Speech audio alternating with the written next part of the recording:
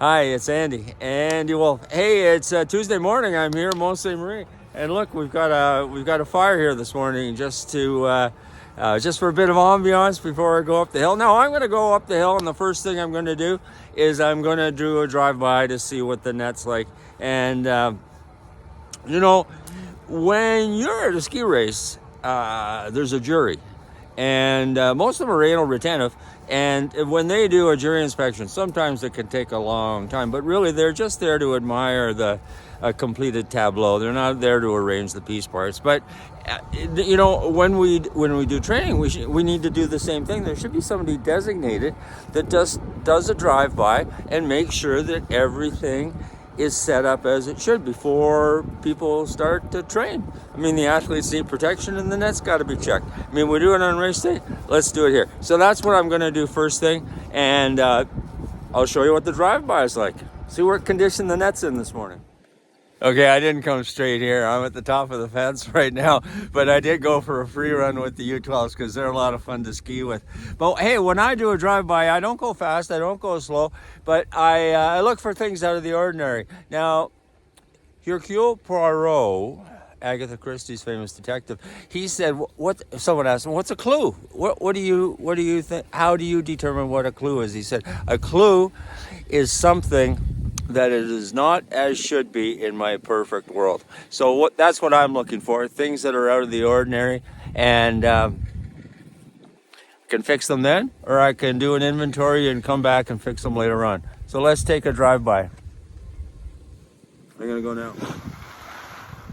So what I'm looking at today are two things. I'm looking to see if any of the poles have leaned over.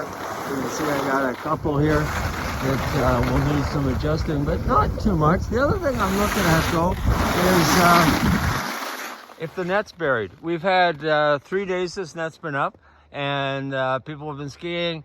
We've got a bit of a convex to the snow. The groomers pushed some more over, so we're starting to bury the net a little bit, and I have to decide, do I do something about that today, or do I wait with the little traffic that we do have and deal with it tomorrow? I've got a choice there. So what I'm thinking is that later in the day today, I will make a decision either today or tomorrow end of day. I'm going to re-drill holes about a quarter meter in front of the existing net and move it all forward just to get it back on a stable footing and above the snow. Each time I go by, I notice something a little bit different, so I'm going to have to come back and tug this net down.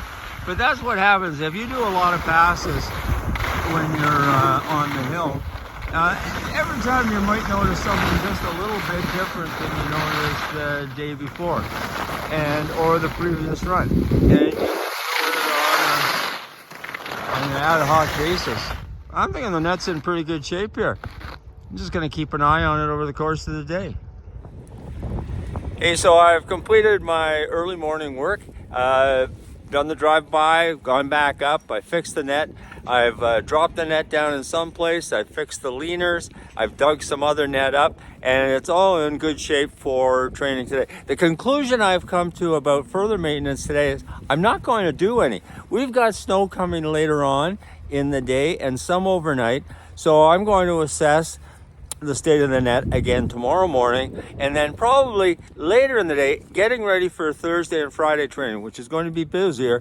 I'm going to move the net in more than likely, and not too far, just enough so that everything's lined right on. I don't want to dig it out. I just want to pull it up and reset it. I might lose half a meter total in the width if I'm only moving it a little bit in, and I also get on a firmer surface because I'm moving it away from the woods onto the groom surface, and that gives a better support for the net once it's installed. I'm gonna go slip some now. I'm gonna go slip the trainer.